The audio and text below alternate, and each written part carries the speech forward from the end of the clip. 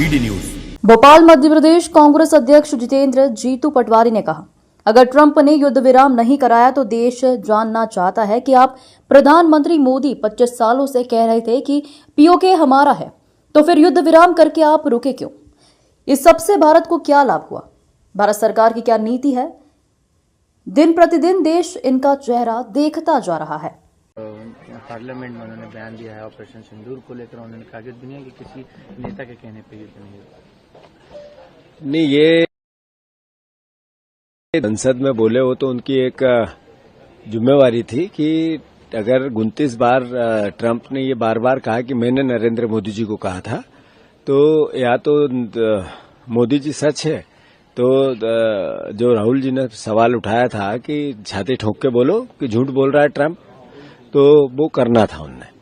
रही बात दूसरी कि अगर देश के प्रधानमंत्री से देश सवाल कर रहा है कि आखिर क्या परिस्थिति थी कि 25 साल से आपने कहा कि कश्मीर जो पाकिस्तान के पास है वो हमारा है, जो बार बार वो चिल्ला चिल्ला के बोल रहे थे, जब अवसर आया इस बात का कि जब उस कश्मीर को भारत में मिलाना था तो आप फिर रुके क्यों? अगर ट्रंप ने नहीं कहा, आपने निर्णय लिया, तो फिर 25 साल से जो आप बोल रहे थे कि कश्मीर हमारा है, फिर उससे आपने बैकअप क्यों किया? ये भी देश जानना चाहता है।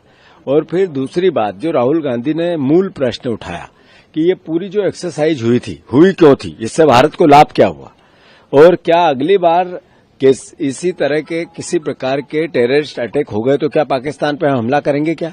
बेसिक कंसेप्ट ये है कि अगर आतंकवादियों के हमले पर किसी देश से युद्ध लड़ा जा सकता है, तो क्या इससे पहले या इससे बाद हुआ था? तब इस बात का सवाल क्या स्ट्रेटेजिकल भारत सरकार की क्या नीति है? ये कुछ बेसिक सवाल है जो भारतवर्ष के सामने, देश की जनता के सामने, सरकार के सामने राहुल गांधी जी ने उठाए हैं। मैं मानता हूं इस पर मोदी जी की अस्पष्टता थी, और यही कारण है कि दिन पे दिन इनका चेहरा देश देखता जा रहा है। इन जो बात करते हैं वो कुछ है, काम करते हैं वो कुछ।